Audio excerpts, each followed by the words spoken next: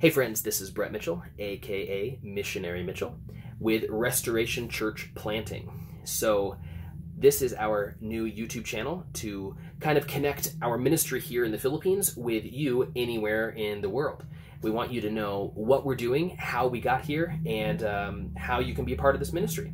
So join with us through this YouTube channel, as well as through Facebook or other ways, to kind of connect with us and get to know who we are. So I'm really excited to take this opportunity to really share with you what's going on here on our side of the world. And this is just an introduction video as to who we are and how we got here and what we're doing.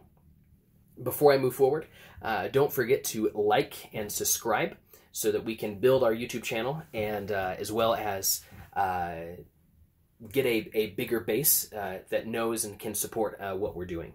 So awesome, let's go. I'm from Michigan. Well, originally I'm from Illinois. I was raised in Michigan, and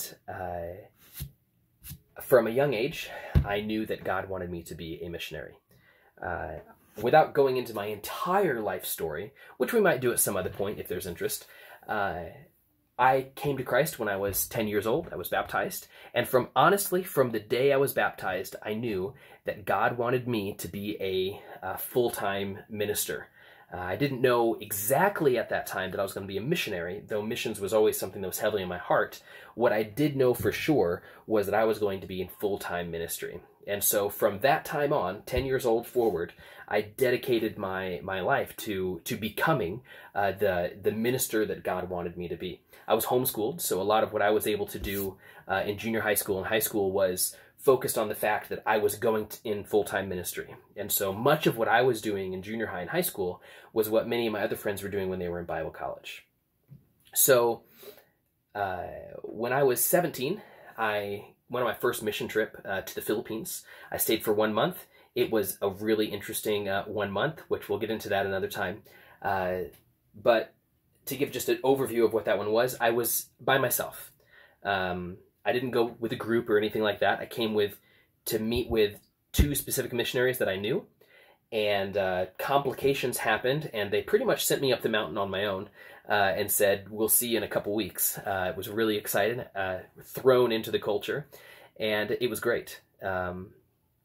Went back to the U.S., came back in 2010. That was a couple years later, and stayed for 3 months. Same thing, same place. Went to the missionary couple. I was by myself again, and they sent me up the mountain. I stayed for about 2 weeks at a time, and then every 2 weeks or so, I went back down to the city where they lived, and did my laundry, had a cheeseburger or something, and then went back and forth like that. So 2 weeks in the mountain, 2 days in the city, 2 weeks in the mountain, 2 days in the city, something like that is what I did for 3 months. After that 3-month trip, I spent the whole summer praying and fasting about what God wanted me to do. And I felt by the end of the summer that God was calling me to move full-time to the Philippines in the same village that I went to. So the village is Ambangig, and it's been great. I've been here since 2011, so it's been quite a few years now. And things have changed a lot from when I first got here. When I initially came, the purpose was church revival. The church that I was helping with, the church I went to help in 2007 and also in 2010, was struggling, really hardcore struggling. There was the minister that was here he went nuts, which happens sometimes here. Well, it happens everywhere, I guess. But he started going away from biblical teaching, and my purpose in coming originally in 2011 was to bring back biblical teaching to the church. So it was to do church revival. The church went from 70 members to 15 members in a year. It was nuts. And it all had to do with there was no biblical teaching anymore. And so I came to help with that one. It got to the point after a few months, I met with all the church leaders, and the problem was the minister. He got up one Sunday morning and was just like, we no longer need the Bible because God is communicating directly to me. And at that moment, I was like, oh no. There's no way we can move forward. And we tried, we talked to him, did the biblical way of, going to him personally, going with witnesses, going with the church leadership, with the minister or the missionary that installed him there, and he was not willing to see that he did anything wrong at all. And so the church finally asked him to leave, and they asked me to step in his place until we found a new Filipino minister for the church. It was a struggle at first, and that's what this channel is going to be about, is I want you guys to know about what it's like in a missionary life. We're going to talk about the ministry. We're going to talk about things that are going on, our projects, our progress, new plans moving forward. We're going to talk about all that. There's going to be times when we're going to do Bible studies. It's going to be awesome. But one of the other purposes is so you can see what a missionary life is like. The struggles, the cultural issues, and adjustments that have to be made. This is the purpose of this one. I want you to experience a missionary life. So I'm excited for it, and I hope you are too. And I hope that we can move forward and you can feel like you're part of this ministry, even just by knowing what's going on.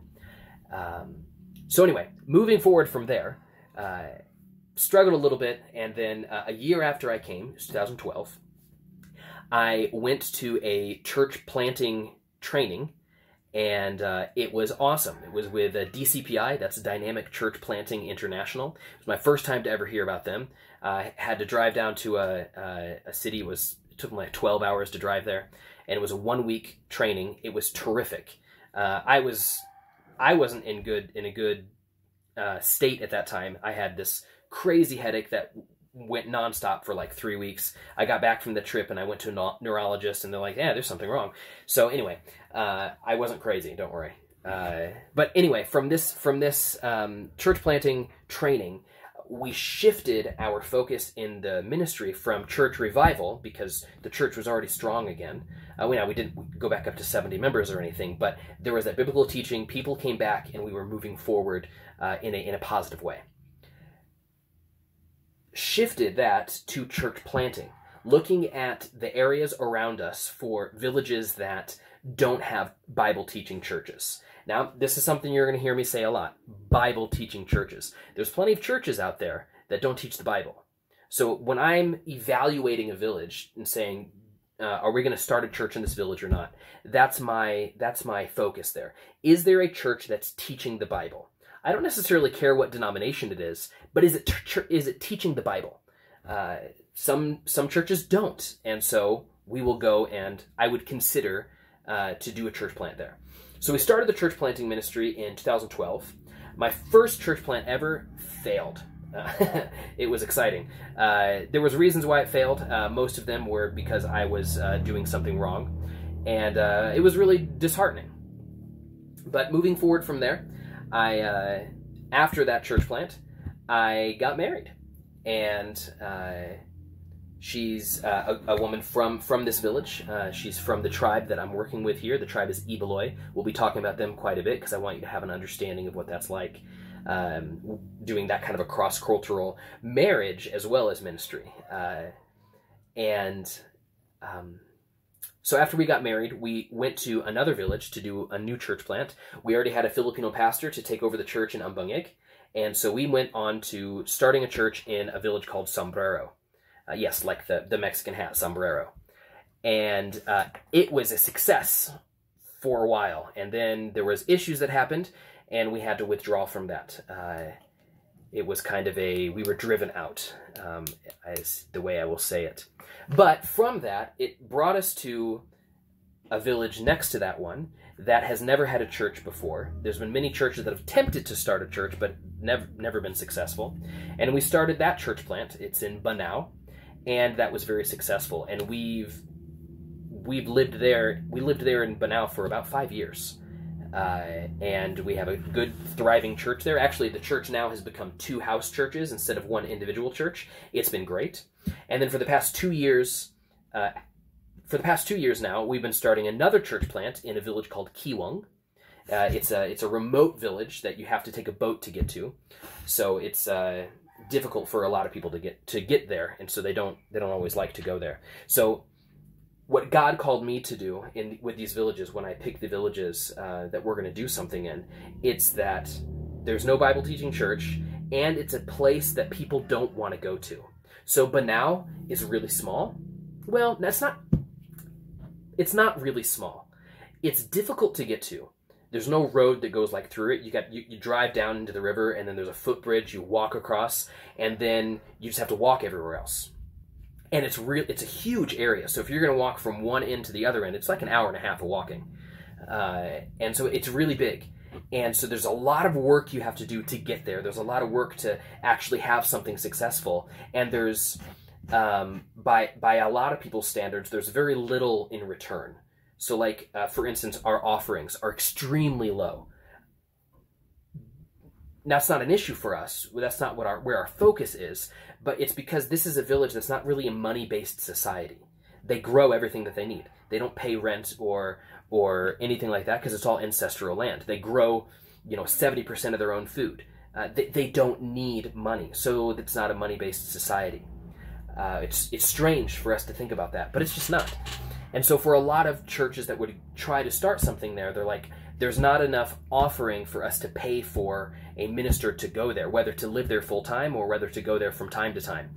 And so that's where we wanted. We wanted to go to this place because for us, we can do it. Maybe other churches can't because of budget things, because of time. It's difficult, and that's where we want to go. We want to go to the difficult places that nobody else wants to go to. That's what brought us to Kiwung. Kiwung is a village on the other side of a lake. There's no road to get there. There's no footpath to get there. You have to take a boat, and so it's expensive.